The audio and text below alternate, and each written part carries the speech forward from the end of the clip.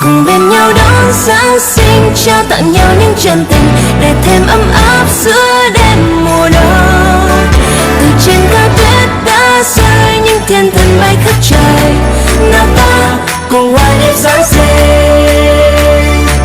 Dòng thời gian trôi, sau bao ngày tháng mãi mong đợi, một mùa Noel cũng đã tới.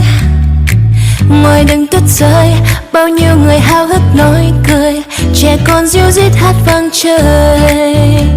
Thật là vui, thật là vui, thật là vui như thế, thật tuyệt vời như thế, bao trái tim hòa nhịp say mê. Và tôi mơ cho ngày mai thế giới từ mọi miền xa xôi, ta đến với nhau không cách rời. Cùng bên nhau đón Giáng sinh, trao tặng nhau những chân tình để thêm ấm áp giữa đêm mùa đông.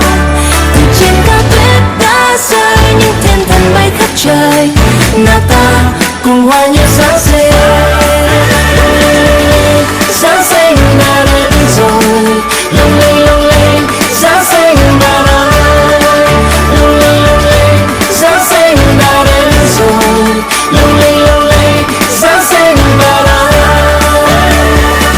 Nhìn kia xung quanh, ta như lạc chân bước trong tranh, ngập tràn những món quà lấp lánh.